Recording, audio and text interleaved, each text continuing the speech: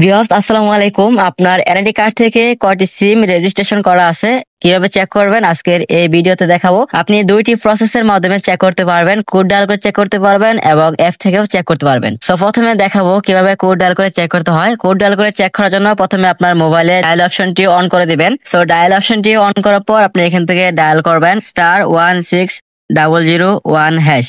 So এই কোডটি উঠিয়ে আপনি যে কোনো একটি সিম থেকে ডায়াল করে দিবেন। সো ডায়াল করে দেওয়ার সাথে সাথে আপনার সামনে এরকম একটা ইন্টারফেস চলে আসবে। এখান থেকে আপনার এনআইডি কার্ডের 4 ডিজিট নাম্বার দিতে হবে। আপনি যে এনআইডি কার্ড থেকে চেক করতে চাচ্ছেন সেই এনআইডি কার্ডের লাস্ট 4 ডিজিট এখানে দিয়ে দিবেন। সো এনআইডি কার্ডের নাম্বার ওঠানোর পর এখান থেকে সেন্ড অপশনে ক্লিক করে দিবেন। সো সেন্ড অপশনে ক্লিক করার পর আপনার সামনে একটা এসএমএস চলে আসবে। এখানে দেখেন your request has been accepted, please wait for reply. মানে আপনার সামনে একটি এসএমএস চলে আসবে। সেই এসএমএস আপনি দেখতে পারবেন আপনার কয়টি সিম কেনা আছে। সো এই দেখেন আমার সামনে একটি এসএমএস চলে আসছে। এই এসএমএস এ দেখাচ্ছে যে আমি আমার এনআইডি কার্ড থেকে কয়টি সিম রেজিস্ট্রেশন করছি। সকল সিম কিন্তু এখানে শো করতেছে।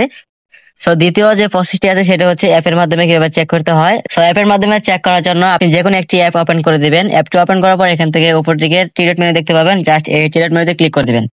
সো টিলেট মেনুতে ক্লিক করার পর আপনার সামনে এরকম একটা ইন্টারফেস চলে আসবে। আপনি এখান থেকে মাই সিম লিস্ট দেখতে পারবেন। আপনি দেন তারপর আপনি মাই সিম লিস্ট অপশনে ক্লিক করে দিবেন। মাই সিম লিস্ট অপশনে ক্লিক করার পর আপনার সামনে এরকম একটা ইন্টারফেস চলে আসবে। আপনি এখান থেকে জাস্ট এনআইডি কার্ডের 4 ডিজিট নাম্বার দিয়ে দিবেন। সো এনআইডি কার্ডের 4 ডিজিট নাম্বার দেওয়ার পর এখান থেকে সি লিস্ট অপশনে ক্লিক করে দিবেন। সি লিস্ট অপশনে ক্লিক করার পর আপনার সামনে এরকম একটা ইন্টারফেস চলে আসবে। আপনি এখান থেকে দেখতে পারবেন যে আপনার এনআইডি কার্ড দিয়ে কয়টি সিম রেজিস্ট্রেশন করা আছে এবং সকল সিমের লাস্ট নাম্বার এবং দেখতে পারবেন। তো এই ছিল ভিডিওটি ভালো লাগলে অবশ্যই ভিডিওতে লাইক দিবেন। ধন্যবাদ।